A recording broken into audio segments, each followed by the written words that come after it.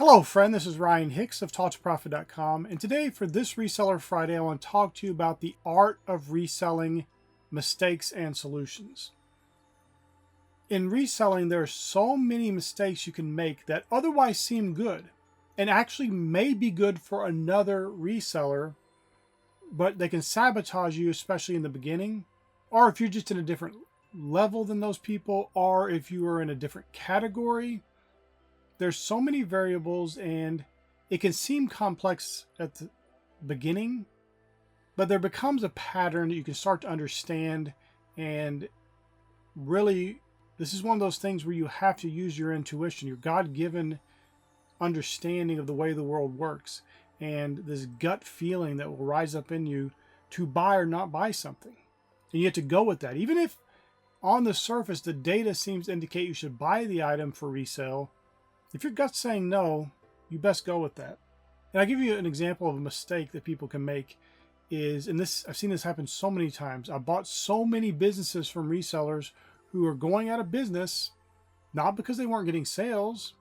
Now you could say they weren't getting enough in sales, but because they bought themselves out of business. They just kept buying. They kept going out sourcing, buying more inventory. Their death piles got bigger, and the sales didn't keep up with the spending. Now, this is an obvious concept to grasp. If you have $100 a day in sales coming in and you're spending $110 a day on new inventory, and in many cases you're not even listing the new inventory, there's a deficit there, and there's going to be a serious problem in the future. Now, many people are doing that because they work a full-time job somewhere. So basically, their full-time job is now supplementing their reselling business that is never getting off the ground because they're always overspending what they're even bringing in. And of course, that $100 you're bringing in reselling is not even all profit, because you got marketplace fees, you got shipping, you got whatever else is involved there, packing materials, product cost, the cost of goods. I've seen that drive so many resellers who are doing otherwise all right. No, they weren't selling hundreds of thousands of dollars a year worth of stuff, but they were doing all right. And if they had scaled up in a more controlled manner, or, because I'm not one of those people that's about pulling back or shrinking back or not scaling up and just thinking big. I'm all about thinking big. So I'm not even against you going out and just buying as much as you brought in that day of new inventory. But here's the fatal flaw. Okay, if you're going to have your full-time job subsidize your resale business, you need to be listing every single item that you are buying. If you have a death pile, what people like to call a death pile, you have inventory just sitting over in a corner somewhere or in a storage unit or wherever, and it's not listed, and you have no intentions of listing it, and don't tell me, well, I plan on listing it someday. If it's been sitting there for weeks or months, you're not going to list it. Oh, sure, maybe someday you might. But that is dollars sitting there wasting away. Now, there are some cases where I've had items where I bought a whole bunch of inventory that I could not list all immediately. Understanding that, knowing that going in, this is going to take some time. Some of it was items that I had maybe 12 of this one item. I don't want to list them all at one time because I'll flood the market and potentially drop the value, because those were items that there wasn't very many of them on the market in the first place. If I put all 12 of them on the market immediately, the price is going to drop and it's going to cause a cratering in the value of that item. So that was strategic. I bought those knowing I can't list all these at the same time because it will not be good for the resale value. So I listed one, waited for it to sell, relisted, listed another one. And what actually happened was the price kept going up. The value of the item, as those 10 other units, the same unit, sat there in storage waiting to be listed, they actually became more valuable. So I understand there are strategic reasons, but most people's quote-unquote death pile, or even if they call it a queue to make it sound better, which does sound better, and I would never want to call my excess inventory that is to be listed a death pile in the first place. But if you're not listing it, you don't have actual tangible plans on how to list it right here and now, that is a serious problem. And that can lead to a disaster in your business where you have accumulated all these items that aren't even listed.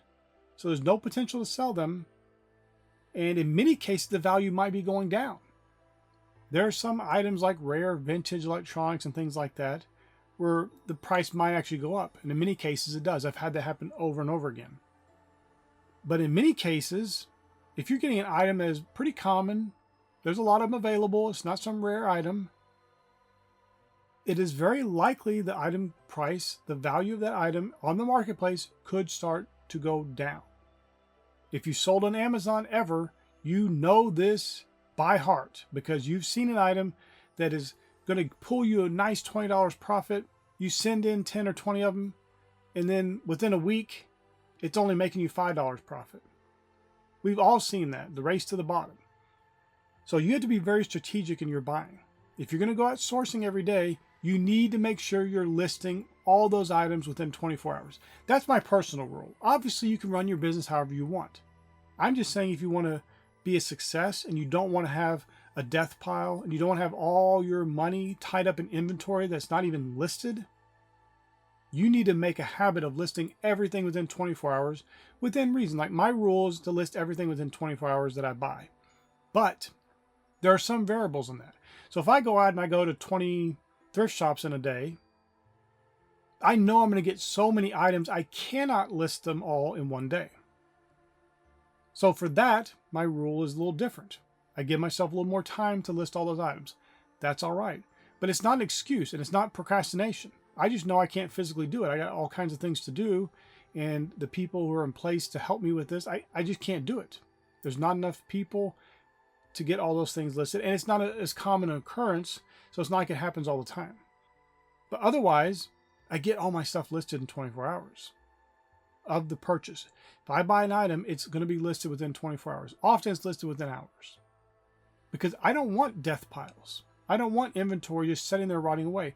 I don't want my money tied up in inventory that can't be purchased by a customer because it's not even listed.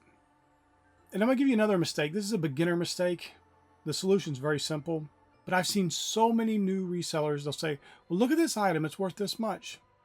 And I go look it up and tell them it's not worth even what you're paying for it. Well, what do you mean? Here it is right here. Because they looked on the marketplace they're selling on and someone is selling something for $40, but you check the sold listings and it's only sold for $6 or $7. Nobody's paying the $40.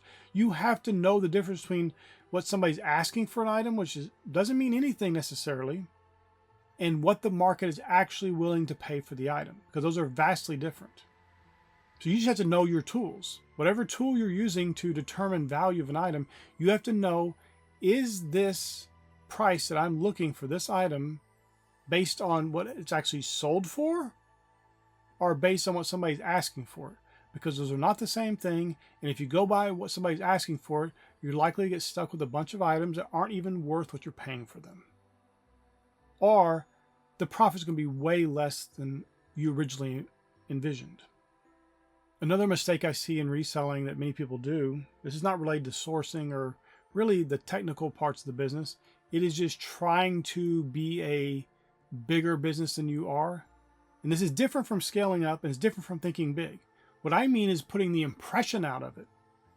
Okay, you're running your reselling business out of a storage unit.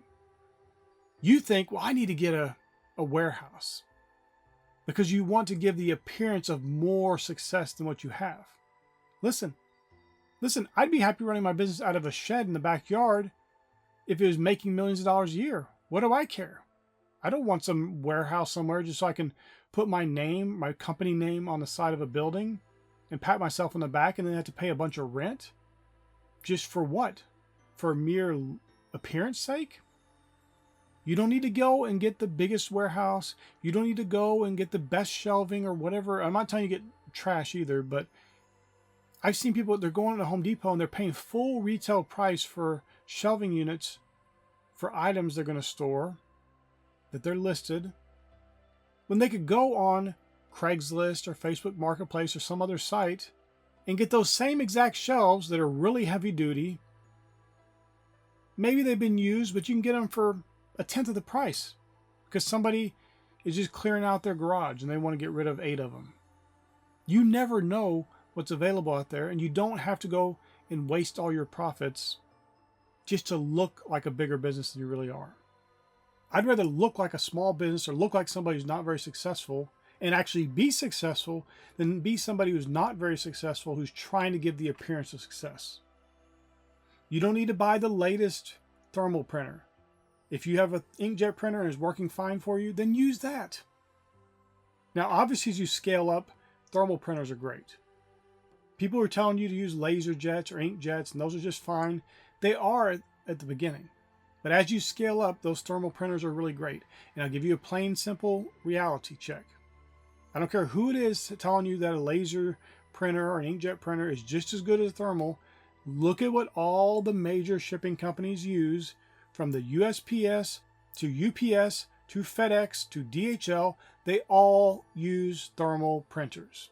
They're not doing it because it's the worst option. They're not doing it because it costs more. They're doing it because it is the best option and the least expensive option, and they all use it. So a thermal printer is a wise investment as you build a business. But if you're only selling 1 or 2 items a day, there's zero reason to be investing in a thermal printer or any kind of extra printer if you have a printer that works. Matter of fact, with many of the platforms, you could just use a QR code. You don't even need to print anything. So you may not have a printer at all. That may be perfectly fine because you can just use a QR code, take it into the post office, they'll scan it, they'll print you the label, or take it into UPS or take it into FedEx. They all do that.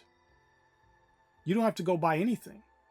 So this in relation to the sourcing as well is basically just the idea of don't waste your money. Don't just go out blowing money. Don't go out buying a bunch of inventory. Don't go out buying a bunch of equipment you don't need. Don't go out and buy and rent some warehouse you don't need. You need to be as lean, as efficient as possible. You know, I mentioned this in my book, Work Smarter and Harder, about Jeff Bezos when he started Amazon.com. You know what they use for desks? Think about this. This guy's one of the richest men in the world today. And when he started Amazon.com, which is one of the biggest businesses in the world, the tables they used were made out of doors because they realized that was cheaper just to add some legs to some doors. You had a table. The scripture talks about to not despise the day of small beginnings. My friend, I'm way more impressed when I go into somebody's business and I see them being frugal and efficient and being ingenious in some of the ways they've made things work for them, to not waste money, to not just blow money. That's way more impressive than somebody with some fine 18th century desk that they bought from an antique mall that's cost $30,000. You're running a business here. You're not running a museum. You're not running something to impress other people. You're not running an influencer Instagram party. You're not trying to impress people. You're trying to run your business and make the most profit as possible. The more money you expend, the less profit you make. So we want to keep the expenditure down as minimal as possible. And coming up with creative and ingenious ideas to use things around you, to take free parts or things you got. Now, I'm not telling you to be cheap either, because there is a balancing act with this, because you can also get into where you're wasting so much time trying to save a few pennies that you actually lose money, because you could have taken that same amount of time to list more items and make more money than you're saving on going around trying to hunt for cheap shelving or whatever. So don't waste time, but also don't just go out and blow money and waste all your profits trying to look different than what you are. As far as in business goes, the real success is that you have money in your bank account. Not that you have a nice desk, not that you have a new warehouse you rented, not that you have whatever it is that the people are talking about today, some thermal printer or whatever. The real success is you have money in the bank, that you have profits coming in, and that your inventory is getting turned over quickly. And I will come back to this and deal with more mistakes and solutions for them in later videos, but I want to talk about this one last thing, and it is the work ethic. I've seen so many resellers get fired up. They go out, they like sourcing. They go out and buy a bunch of inventory. They list a few things. They sell some things. That's great. But they kind of start treading down, and they start procrastinating. They start creating a death pile. They start saying, well, you know, I don't need to go out sourcing today. And of course, if they have a death pile, they probably don't need to go out sourcing. But they just stop doing the things that made their business start to grow, and they get stagnant. And I want to encourage you today. I mentioned my book earlier, Work Smarter and Harder. I would encourage you to get that book. You need to, as a reseller, this applies to every business, of course, but as a reseller especially, because you don't have somebody looking over your shoulder. You don't have a boss telling you what to do. You don't have somebody telling you got to have this done by this time. You don't have somebody micromanaging your funds and your inventory and your profits and how much your advertising costs are. This is all on you, at least in the beginning, or if you're at a smaller level. You need to put forth maximum effort. You got to make this work, and you got to see work as being the good and ennobling thing that it is. You can't procrastinate. You can't look at this as some sort of hobby. You can't start to get some success and go, I'm going to go on vacation now. I've seen so many people do this. They pull back, they shrink back. I saw one man, he was doing all right. He was doing like $15,000 in sales a month, which is very respectable. It was only him. He didn't have any employees or anything. And then he takes a 2-week vacation, and then next month he's reporting his sales are like 9,000. Well, that's not a shock, but it took him probably about 8 months, 9 months to get back up to the $15,000 a month level, which is a level he was at pretty consistently before that. So that 2-week vacation cost him 8 to 9 months of his life. And if you really want to be realistic about it, it cost him more like $40,000 to $50,000 worth of sales that he could have been making. Now you need to build up. You need to think big. You need to scale up. You need to keep doing the things you're doing that are successful and cut out some of those things that aren't successful. And if you have a bunch of stuff piled up and you're not listing it, get those things listed. I'm not telling you can't go out and source anymore, but if you got a pile of 100 items, just make it a goal to add 3 of those items a day into your listing. So if you're listing 10 a day right now, list 13 a day and add 3 of those items from that pile in each day. And over the course of a little over a month, you'll have all 100 of those items listed. You'll have no more death pile. You can go on knowing those things could have a potential to at least sell. But my friend, you can't be one of these lazy resellers. You can't be one of these resellers that pulls back. You can't be one of these resellers that the moment they start getting kind of profitable, they start going on vacation, start taking time off. They start making big purchases. And I'm not telling you can't do these things at all, but you have to be very wise and strategic about these things. Too many people are out there, they're just making decisions right off the cuff. They're not thinking about it at all. And it's not even wise decisions. It's just ways of procrastinating. It's ways of doing less. I always look at life this way. Is the thing I'm thinking about doing going to cause me to shrink back? Or is it going to cause me to scale up? Now, if I was going to plan a vacation, what would I do? I would set up a way that, okay, I need to keep this going. I'd hire a friend or a relative to run my business for me while I'm on the vacation. I would not want to shrink back. I would not want to do anything that would pull back my potential to increase my sales and to improve my business. I don't want my business going down because I'm going on a vacation. I've worked so hard, I got to have me a vacation. That's what people tell themselves. People used to work in the old days. They never had vacations. It was constant, just surviving was constant work. And today people have it so easy, and they need vacations and breaks from their easy lives. And like I said, I'm not saying you can't go on a vacation. I've just seen so many resellers do this with the old, I'm going to work for somebody else mentality, that old employee mentality. So they just go on a vacation. They have their business goes down the tubes. It's offline. Their store's on vacation. They're not getting any sales. And they're on vacation and they're shrinking back. You got to have everything in place so your business can continue to go and operate and even scale up as you're doing it. So you're on your vacation and you're still getting sales and your sales are increasing because you did not shrink back. And you need to think about that with everything you do.